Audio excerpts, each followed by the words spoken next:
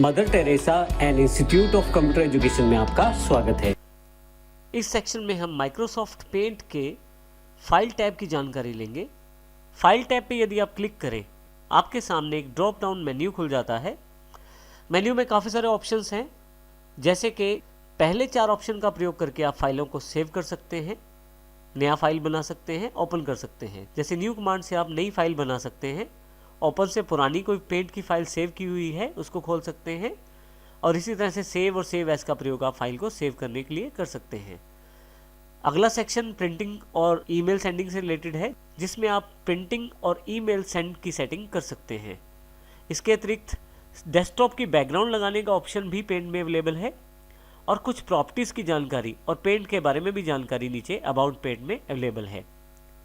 सबसे पहले हम बात करते हैं न्यू की, लेकिन न्यू से पहले मैं आपको दिखाना चाहता हूं कि पहले से ही एक इमेज मेरे पास यहाँ पे अवेलेबल है, और यहाँ ऊपर की तरफ उस इमेज का नाम भी आ रहा है जो WA0034 के नाम से अवेलेबल है। यदि मैं फाइल पे जाके न्यू पे क्लिक करता हूँ तो मेरे पास वो पिछले वाला इमेज हट जाएगा और एक ब्लैंक ड्रॉएबल स्पेस अवेलेबल हो जाएगा, जहाँ पे मैं अब ड्राइंग कर सकता हूँ। चलिए यहाँ पे कुछ ड्रॉ कर लेते हैं। जैसे यहाँ मैं स्टार बना लेता हूँ, और इसके साथ कुछ मैं इसमें कलर फिल कर देता हूँ। अब यदि मैं इस फाइल को सेव करके रखना चाहता हूँ तो इसको मैं सेव भी कर सकता हूँ बाद में देख लें या प्रयोग करने के लिए। यहाँ सबसे पहले इम्पोर्टेंट बात यह है, यहाँ ऊपर की तरफ ध्यान दें तो अभी जो फाइल का नाम है वो अनटाइटल्ड है। इसका अर्थ ये है कि अभी फाइल को कोई भी नाम नहीं रखा गया, और ये फाइल को मुझे पहली बार सेव करना है। इसके लिए मैं फाइल पे जाता हूँ और सेव कमांड पे क्लिक कर देता हूँ। जैसे ही आप सेव कमांड पे क्लिक करते हैं, आपके पास एक save as dialog box available हो जाता है। यहाँ आप अपनी पिक्चर को सेव कर सकते हैं। सेव करने के लिए आप लोकेशन का चुनाव भी कर सकते हैं, अर्थात आप पिक्चर को कहाँ सेव करना चाहते हैं वो भी बता सकते हैं। यदि आप इस सेव एज बॉक्स को देखें तो ऊपर की तरफ आप इस वक्त आप कहाँ पे हैं ये देख सकते हैं। लेफ्ट साइड पे यदि आप देखें तो आपके पास वो सभी लोकेशंस हैं जहाँ पे आप जाकर अपनी पिक्चर को सेव कर सकते हैं। जैसे मैं अपनी पिक्चर को पिक्चर्स फोल्डर के अंदर सेव करना चाहता हूँ तो मैं सिलेक्ट कर लेता हूँ। उसके पश्चात मुझे यहाँ नीचे फाइल का नाम देना है। मैं यहाँ फाइल का नाम रख देता हूँ स्टार। उसके पश्चात मुझे टाइप ऑफ फाइल बतानी है। यहाँ पे जो भी फाइल ऑफ टाइप आप चूज़ करेंगे उसके अनुसार आपकी फ़ोटो सेव हो जाएगी या ड्राइंग आपकी सेव हो जाएगी। मैं JPEG चुन लेता हूँ और यहाँ से सेव कर देता हूँ। जैसे ही मैं सेव करता हूँ, यदि आप अब ऊपर की तरफ ध्यान दें टाइटल बार पे, तो इसका नाम भी दिखाई दे रहा है जो है स्टार, जो कि पहले अनटाइटल आ रहा था। तो इस तरह से जब आप किसी फाइल को सेव कर देते हैं तो वहाँ पे अनटाइटल्ड की जगह स्टार या जो भी नाम आपने फाइल का रखा है वो आ जाएगा। अब यहाँ से मैं पेंट को फिर से क्लोज कर देता हूँ और दोबारा मैं पेंट को खोलना चाहता हूँ यहाँ से। अब मेरे पास कोई भी फाइल नहीं है, लेकिन पुरानी फाइल को खोलने के लिए मुझे फाइल पे जाना है। अब की बार फाइल खोलना है, इसलिए मुझे ओपन कमांड को चुनना है। ओपन कमांड में यदि आप देखेंगे तो बिल्कुल सेव जैसा डायलॉग बॉक्स ही अवेलेबल है, बस फ़र्क इतना है कि ये फाइल को ओपन करने के लिए प्रयोग करेंगे। यहाँ मुझे फिर से वही लोकेशन दिखाई जा रही है जहाँ पे मैं हूँ इस वक्त। लेफ्ट साइड पे जहाँ भी आपने फाइल सेव की थी उस लोकेशन का चुनाव करें।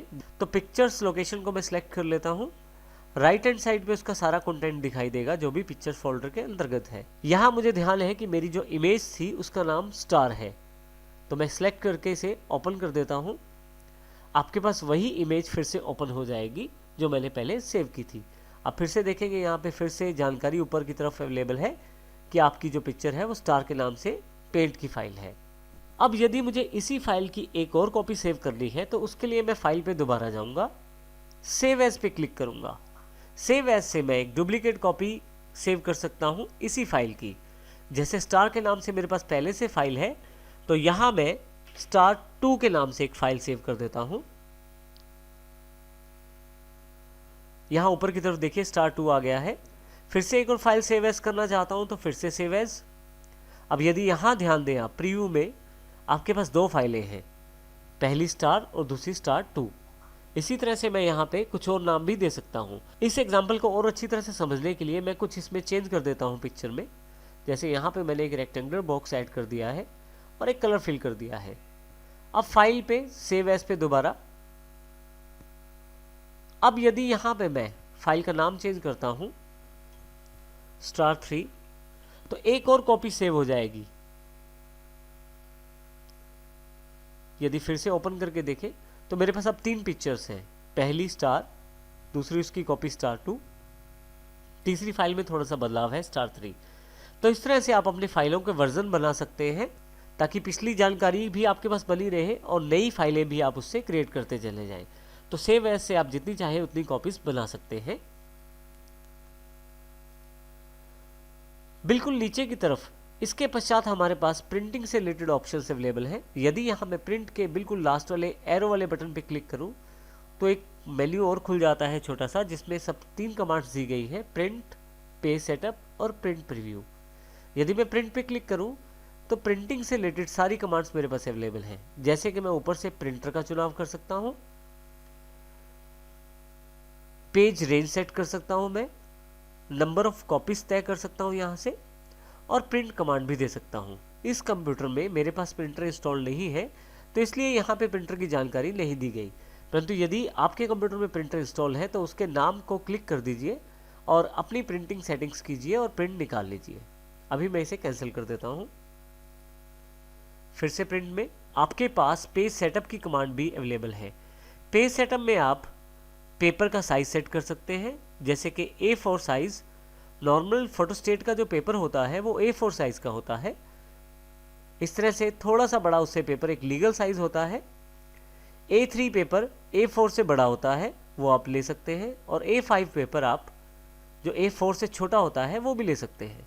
तो इस प्रकार हम लोग पेपर का साइज का चुनाव कर सकते हैं। इसके अतिरिक्त ओरिएंटेशन बता सकते हैं। पोर्ट्रेट का अर्थ है लंबाई में प्रिंटिंग आएगी, जैसा यहाँ प्रीव्यू में दिखाया गया है, और लैंडस्केप का अर्थ है चौड़ाई में प्रिंटिंग आएगी। आप चाहें तो यहाँ से मार्जिन भी इंक्लूड कर सकते हैं। जैसे यहाँ लेफ्ट का जो मार्जिन है यहाँ मैं 2.5 कर देता हूँ, तो देखिए 2.5 करने पे यहाँ प्रीव्यू में यहाँ मार्जिन ज़्यादा दिखाई दे रहा है। इसी तरह से मैं बाकी मार्जिन भी सेट कर सकता हूँ अपनी प्रिंटिंग की सुविधा अनुसार। अभी मैं वापस वही मार्जिन सेट कर देता हूँ, और यदि यहाँ पे मैं ओके कर देता हूँ तो ये सारी सेटिंग्स मेरे पास सेव हो जाती हैं। अभी मैं यहाँ कैंसिल कर देता हूँ। प्रिंट प्रीव्यू के ऑप्शन को समझने के लिए मैंने एक और इमेज मैंने एक अलग इमेज ओपन कर ली है माइक्रोसॉफ्ट पेंट में। फाइल पे जाऊँगा मैं, प्रिंट में प्रिंट प्रीव्यू ऑप्शन को क्लिक करूँगा। अब देखेंगे यहाँ पे प्रिंट प्रीव्यू ऑप्शन खुल गई है।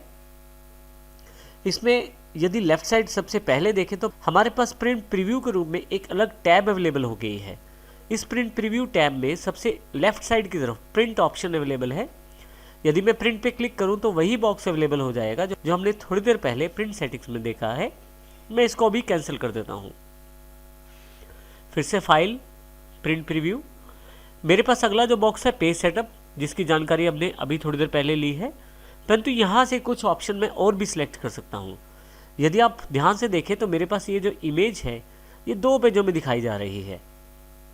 मैं यहाँ से 1 पेज सेलेक्ट कर सकता हूँ ताकि मुझे सिर्फ एक ही पेज दिखाई दे, और 2 पेजेस सेलेक्ट कर सकता हूँ ताकि मुझे 2 पेजेस में ये इमेज दिखाई दे। क्योंकि इमेज बड़ी है इसलिए दूसरे पेज पे दिखाई जा रही है।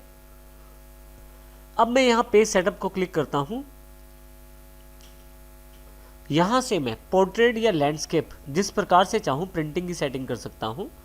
इसे मैं ओके कर देता हूँ। तो देखें इस बार अब लैंडस्केप की तरह दिखाई गई है पिक्चर। फिर से पेज सेटअप पे क्लिक करता हूँ यहाँ से मैं। अब यहाँ से सेंटरिंग का ऑप्शन आप चुनाव कर सकते हैं ताकि आपकी पिक्चर जो है वो बिल्कुल सेंटर में रहे प्रिंटिंग करते समय। इसको समझने से पहले हम लोग स्केलिंग सेट कर लेते हैं। स्केलिंग का अर्थ है आपकी पिक्चर का ओरिजिनल साइज। स्केलिंग का अर्थ आपके पिक्चर के साइज को सेट करने से है प्रिंटिंग के लिए। आपके पास यहाँ पे 100% साइज दिखाया जा रहा है जो ओरिजिनल इमेज का है। यदि यहाँ मैं 50% करके ओके कर देता हूँ तो देखिए इमेज का 50% साइज ही यहाँ पे अवेलेबल हुआ है। थोड़ा सा पार्ट उस पिक्चर का अगली पेज पे चला गया है।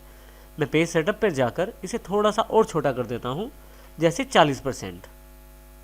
अब देखिए मेरे पास पूरी की पूरी इमेज जो है वो एक ही पेज पे आ रही है। अब मैं पेज सेटअप पे फिर से जाता हूँ। अब इस पिक्चर को मैं सेंटर में प्रिंट निकालना चाहता हूँ, बिल्कुल सेंटर में लाके पेज के। इसके लिए मैं सेंटरिंग ऑप्शन का चुनाव कर सकता हूँ। हॉरिजॉन्टली इसे सेंटर कर सकता हूँ और वर्टिकली इसे सेंटर कर सकता हूँ, ताकि हॉरिजॉन्टली ये लेफ्ट साइड चली जाए और वर्टिकली ये थोड़ा सा नीचे आ जाए, ताकि ये सेंटर में दिखाई दे पिक्चर। जैसे ही मैं ओके करता हूँ यहाँ पे देखिए मेरी जो पिक्चर आ गई है वो बिल्कुल सेंटर में आ गई है। अब प्रिंट निकालने पर ये जो पेज है उसके बिल्कुल बीचों बीच आएगी मेरी ये जो इमेज है। इस प्रकार आप पेज सेटअप की सेटिंग कर सकते हैं। जूम इन बड़ा करके देखने के लिए इमेज को और जूम आउट छोटा करके देखने के लिए इमेज को। इसके अतिरिक्त आपके पास क्लोज प्रिंट प्रीव्यू का ऑप्शन है। यदि मैं इसे क्लिक करूं तो मैं बाहर आ जाता हूं नॉर्मल पेंट में। यदि फाइल पे दोबारा क्लिक करें तो नीचे की तरफ स्कैनर या कैमरा से भी आप पिक्चर को प्राप्त कर सकते हैं। इसके लिए आपके डिवाइस का आपके कंप्यूटर के साथ या लैपटॉप के साथ जुड़ा होना ज़रूरी है। स्कैनर या कैमरे से आप उस इमेज को अपने पेंट में सीधा ला सकते हैं।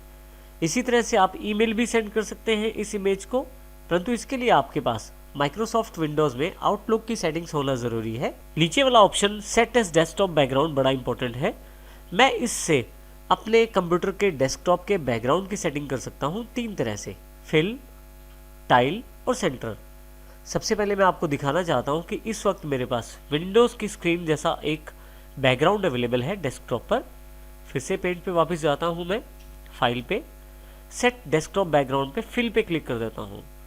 फिर से वापस देखता हूँ मैं, देखिए यहाँ पे पूरा फिल्ड इमेज उसने दिखाई दे दिया है डेस्कटॉप पर और विंडोज़ वाले बैकग्राउंड को बदल दिया है। यदि मैं फिर से फाइल पे वापस आकर सेट डेस्कटॉप बैकग्राउंड पे फिर से जाऊँ और टाइल पे क्लिक कर दूँ तो अब की बार देखिए यहाँ पे टाइल वाइज इमेज दिखाई गई है।